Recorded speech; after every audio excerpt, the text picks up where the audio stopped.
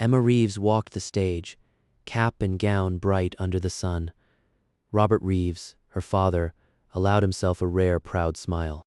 His phone vibrated, insistent against his leg. He stepped aside, already reading the tension in the unknown number. Mr. Reeves, this is State Patrol. Your cattle are on I-87. There's a crash. Multiple vehicles involved. Dawn was still a ribbon on the horizon when the first sedan swerved, headlights catching the black mass pouring across the pavement. Within minutes, the interstate became a graveyard of twisted metal and panicked animals. Bruce Keller, a veteran trucker, never saw them in time. His semi jackknifed, the cab crushed like a tin can. They would later say it was a miracle he survived. Robert arrived under the cold wash of emergency lights. His eyes found the fence cut, not broken. He bent, gloved fingers closing on the coiled length of fresh-cut barbed wire, and stared toward the wreckage. We'll investigate. Until then, don't touch anything else. 3 weeks earlier, Linda Whitfield hosted a dinner party at her upscale Willow Creek Estates home. The evening breeze shifted, carrying the unmistakable tang of cattle. This is intolerable. I didn't spend a fortune on landscaping to smell manure through my French doors. The next morning, she drove straight to the Reeves Angus Ranch property line, where Robert was mending a fence. Mr. Reeves, your smelly animals ruined my dinner party. You need to relocate this herd immediately. Ma'am, this ranch has been here since before your subdivision was a bean field. The cattle stay. You think that gives you the right to ruin our quality of life? I have connections. You'll regret this. Regret's not in my vocabulary. Neither is backing down. Linda's jaw tightened. She turned on her heel and marched back to her car, silence boiling with unspoken threats. If he won't do the right thing, I'll make him pay. He'll wish he'd never crossed Linda Whitfield. Back at Reeves Angus Ranch, Robert finished his fence repair and thought nothing more of the encounter, a mistake that would cost him everything. Over the following weeks, Linda bombarded Robert with official HOA violation letters. He tossed each one into the trash unread. His silence is worse than arguing. If he won't cower, I will make him regret owning those animals. His daughter Emma called to confirm plans for her college graduation. Dad, I got the front row tickets. Promise me you won't be late. Wild horses couldn't keep me away, honey. I'll be there. Robert packed a small bag and gassed up his truck, ignoring the latest certified letter from Linda's attorney. Linda had been digging. She found the graduation date online and circled it, the night he'd be gone. One night. No one will be watching the fence. A single cut and those cows will disappear. Robert's truck disappeared down the ranch road. From a distant rise, Linda lowered her binoculars.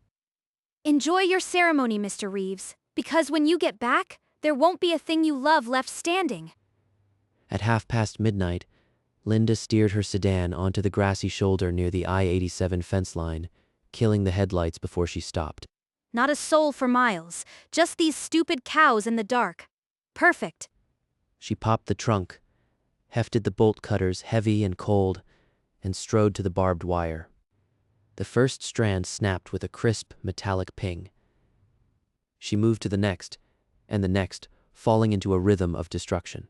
This is almost too easy. By sunrise, those animals will be clogging the interstate. She cut until her shoulders burned, opening a gap nearly 600 feet wide. When she finally lowered the cutters, she stood panting, a tight, triumphant smile on her face.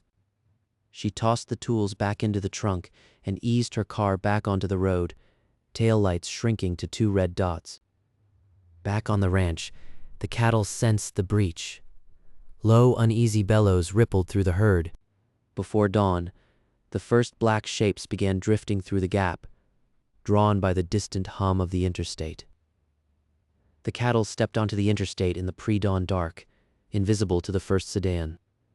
The driver swerved hard, clipping a minivan, and the chain reaction ignited in screeching metal. Bruce Keller had no time. His semi jackknifed across all 4 lanes, the cab folding around him. 911 operators were overwhelmed with calls.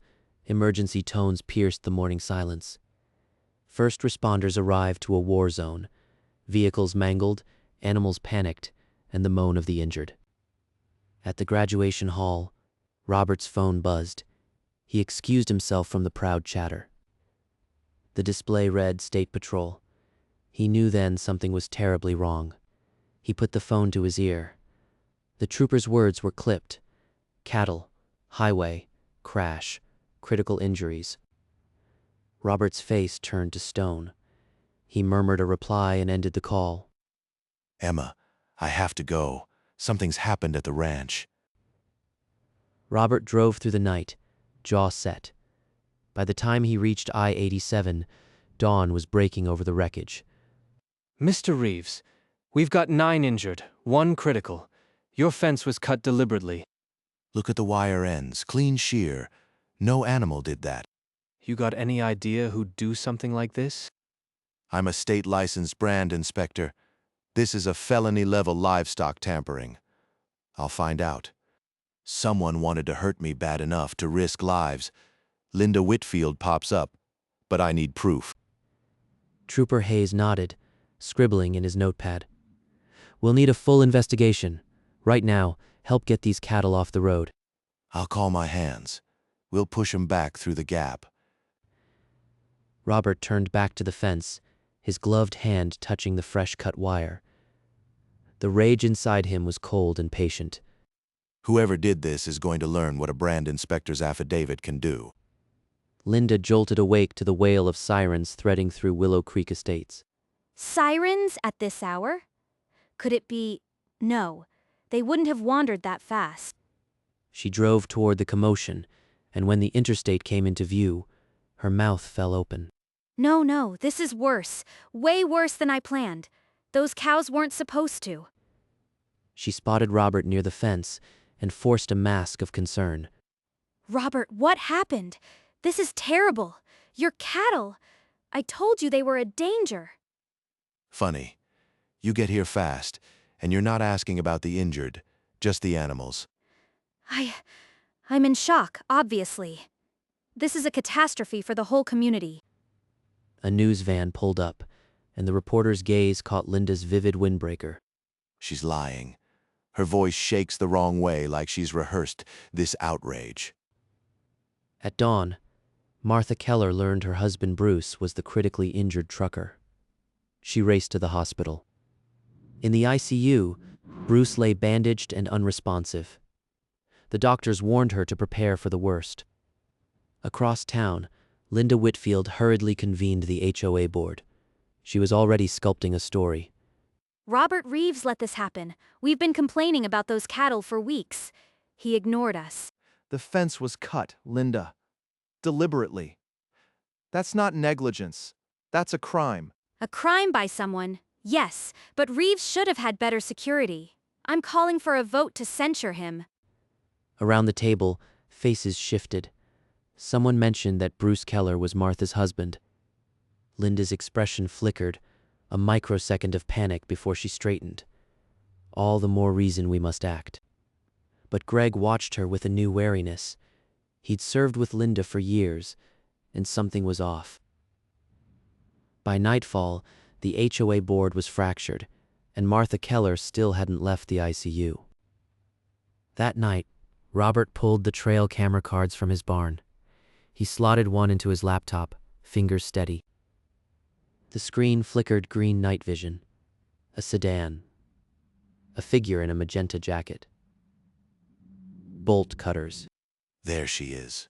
Linda Whitfield, caught red-handed. She had no idea I installed these cameras last spring for rustlers. Robert copied the file to a secure drive. Then he slipped the original SD card into an evidence envelope. At dawn, he walked the fence line again. On a barb near the gap, a scrap of magenta fabric fluttered. Her windbreaker. She must have snagged it when she was cutting. He bagged the fabric with gloved hands, adding it to his growing file. The footage and the fabric together were damning, but Robert didn't move yet. This isn't just vandalism, it's 9 counts of assault, felony mischief, and livestock tampering. She's going to prison. Linda convened an emergency HOA board meeting, her voice sharp as she demanded an official vote to censure Robert Reeves for negligence. Before the motion could be seconded, the door opened. Robert Reeves walked in, his expression unreadable. This is a closed board meeting, Mr. Reeves. You are not a resident here. My fence was cut. My cattle caused a wreck. I figure the folks impacted deserve the truth. From a folder, he slid a photograph across the table. A close-up of the severed barbed wire, clean, deliberate cuts. Those aren't animal breaks. Someone used bolt cutters. Someone with a grudge. Then he produced a clear evidence bag. Inside, a scrap of magenta fabric, identical to the jacket Linda was wearing. Linda, that's the same color as your windbreaker, the one you wore yesterday. Magenta is a very common color. Are you seriously accusing me of vandalism? I haven't accused anyone, just sharing what I found. The sheriff already has copies. As Robert turned to leave, the meeting room door swung open again. Trooper Hayes filled the frame, a folded paper in hand. We have a warrant to search the Whitfield residence and garage for evidence related to the I-87 incident. This is absurd. I have rights. You can't just barge in here. Outside, a deputy emerged from Linda's open garage, hoisting the heavy bolt cutters high for Hayes to see. Ma'am, are these your tools? Fresh metal curls on the blade? I've never seen those before. Someone planted them. This is a setup. Hayes gave a slow nod and motioned to his partner. Linda Whitfield, you're being detained pending further investigation. Bruce is in intensive care because of her. The fence, the fabric, the cutters, it all points to Linda. Linda was led to the patrol car, her magenta windbreaker a distant beacon of guilt through the gathering crowd of neighbors. Robert watched from the edge of the parking lot, the video file heavy in his pocket, still unused. Martha returned to her dark house, the image of Linda in handcuffs seared behind her eyelids. The ICU nurse assured her Bruce was stable, but the next 48 hours were critical. As treasurer, she still had access to the HOA office. She went there, driven by a cold certainty. In Linda's desk, the original complaint letter and a calendar, Emma's graduation date circled in red. She planned this. She waited until Robert was away. This was never about embarrassment. It was sabotage. Her fingers trembled as she dialed Robert Reeves. He answered on the first ring. Mr. Reeves, I have proof Linda planned this. I'm calling an emergency board vote. Robert's voice came back, calm and firm. I'll be there. Bring what you have. She hung up and stared at the empty boardroom table. By morning, it would be filled with the truth. Linda Whitfield used this community as a shield. Now it's going to be her judge. Martha wasted no time. By dawn, the board sat around the table, minus the president's vacant chair. She laid the calendar and complaint letter before them. She circled the graduation date in her own calendar. She waited until Robert was out of town. That's premeditation. The insurance won't cover criminal acts. If this ties back to Linda, the HOA is liable for millions. We have one choice. Remove her from office immediately and cooperate with the state's investigation. A vote was called. One by one, hands lifted, first Martha, then Greg, then every member. Unanimous.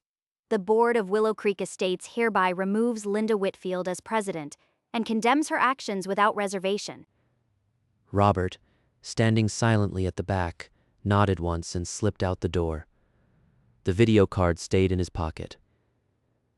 Greg drafted a statement for the community. The words stark and final. No room for ambiguity. By noon, a deputy taped the board's resolution to Linda's front door, an official seal beside the knocker. The OA had turned a hard page, and Linda Whitfield was no longer part of its story. Robert sat across from the district attorney, the video envelope between them. He hadn't slept, but his hand was steady. The DA watched the night vision footage. The timestamp, the bolt cutters, the magenta jacket, it was airtight.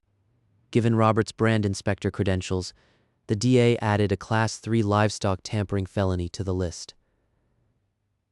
In the county jail, Linda's attorney spread the charging documents before her glass partition. Livestock tampering? 9 counts of assault? This can't be happening over a few cows.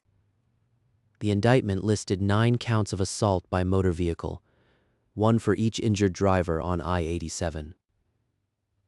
A grand jury returned the full indictment within hours. Linda would face trial for a dozen felonies. Linda stared at the ceiling of her cell, the silence pressing in like a sentence already pronounced. She still thinks it's about the cows. She still doesn't see the 9 people in hospital beds. The case moved to the trial docket. For Linda, the world she built was now a cage with a docket number. From the jail's payphone, Linda dialed every board member she could remember.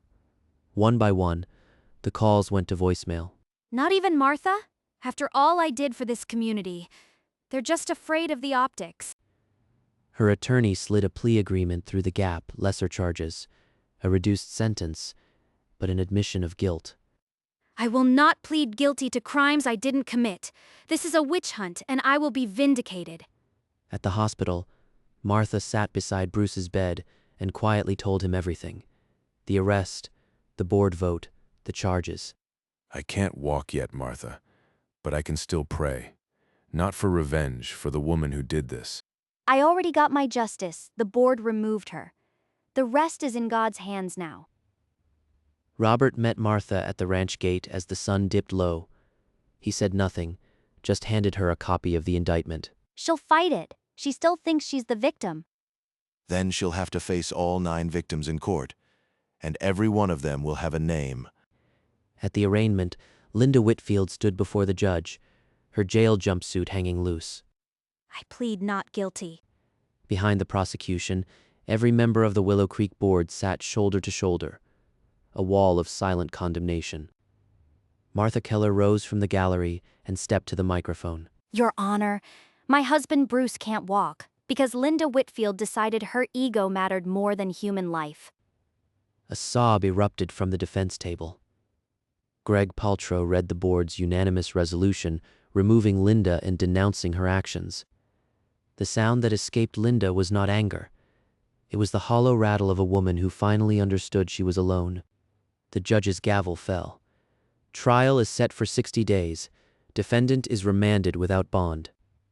As deputies led her away, Linda's eyes swept the gallery. Not a single face met hers. The trial opened with the prosecution calling Robert Reeves to the stand. He walked past Linda without looking at her. I found over 600 feet of fence cut clean through. Barbed wire doesn't snap like that on its own. The prosecutor played the trail cam footage. The jury watched a magenta-jacketed woman saw through the wires at 2 a.m. I'm a state-licensed brand inspector. This is a Class 3 livestock tampering felony. The defense attorney rose to cross-examine, but Robert's answers remained flat and unshakable. The attorney tried to paint him as a negligent rancher, but Robert simply listed his decades of clean inspections. Linda's attorney whispered frantically to her, but she stared straight ahead, face pale and locked. A good fence is a promise to your neighbors. She cut that promise. A juror in the front row wiped her eyes. Across the aisle, Martha Keller sat motionless, one hand over her mouth. The prosecution rested. The courtroom fell into a heavy silence that felt like a verdict already written. The jury filed back after just 3 hours. Every face in the box was grim.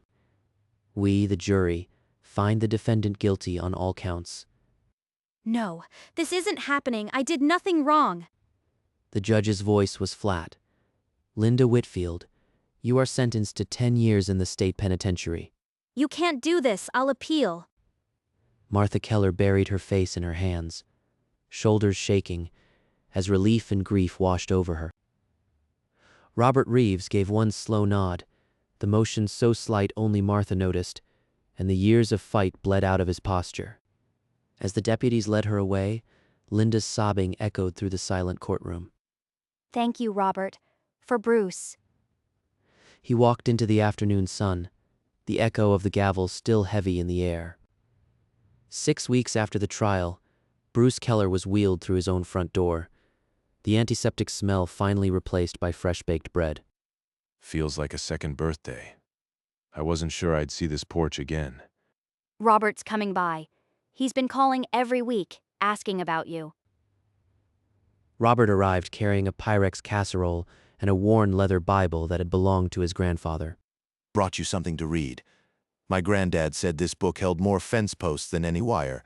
You don't have to bring gifts, you standing there is enough.